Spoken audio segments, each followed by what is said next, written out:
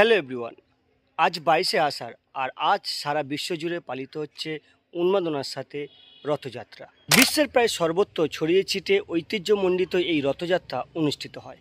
আগের একটা ব্লগে আমি তোমাদেরকে দক্ষিণ 24 পরগনার বারাইপুরের প্রায় 350 বছরের ঐতিহ্যমণ্ডিত রথযাত্রা দেখিয়েছিলাম।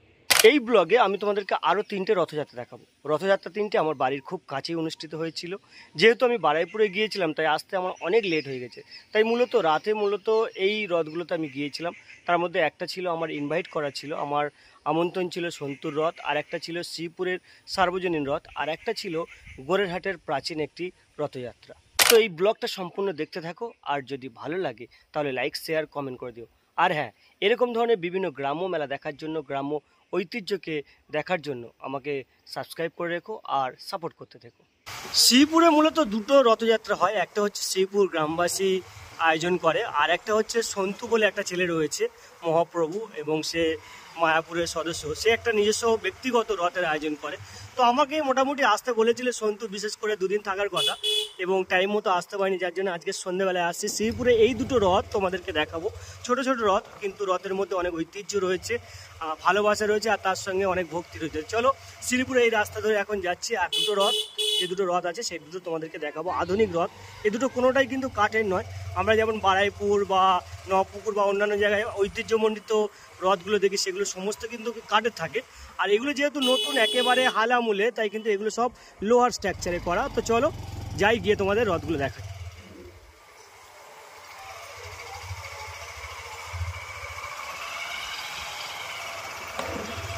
তো এখান থেকে মোটামুটি শুরু। এখানে রাম পুজোটা হয়েছিল, আমি তোমাদেরকে দেখিয়েছিলাম। রথ অলরেডি কিন্তু চলে এসছে, বাজি ফাটছে, আর এখান থেকেই দেখা যাচ্ছে প্রচুর বাজি ফাটছে, এবং তার সাথে আতশবাজিও ফাটছে। তো চলো একেবারে গিয়ে রথটা তোমাদেরকে দেখাই।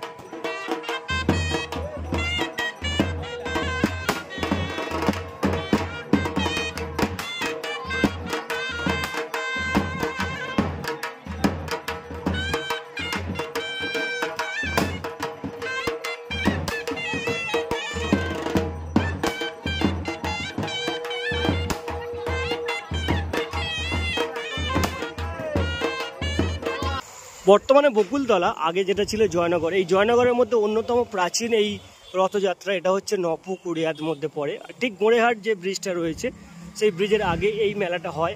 এটা একটা প্রাচীনতম রথ মেলা। এখানে যে রথটা রয়েছে এই রথটা কিন্তু অনেক প্রাচীন, কাঠের, এবং এই রথটা এই এলাকার একটা প্রাচীনতম রথ। আমাদেরকে এখানে গাড়ি রাখতে হবে এবং তারপরে রথের যে ভিউজটা রয়েছে সেটা তোমাদেরকে দেখাবো, কারণ এরপরে প্রচণ্ড ভিড় রয়েছে, আমাদের আর যাওয়া সম্ভব নয়।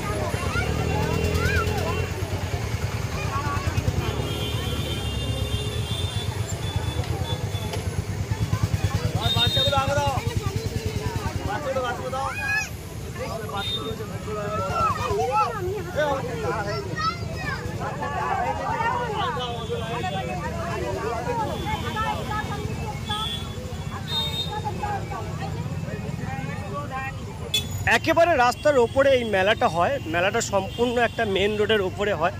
আর এই মেলার কিন্তু মূল আকর্ষণ থাকে বিভিন্ন ধরনের বাদাম ছাপা, কড়াই ছাপা, এই সমস্ত। তো চলো এখন মেলার ভিতর দিকে যাই আর মেলাটা তোমাদেরকে একটু ঘুরে ঘুরে দেখানোর চেষ্টা করি।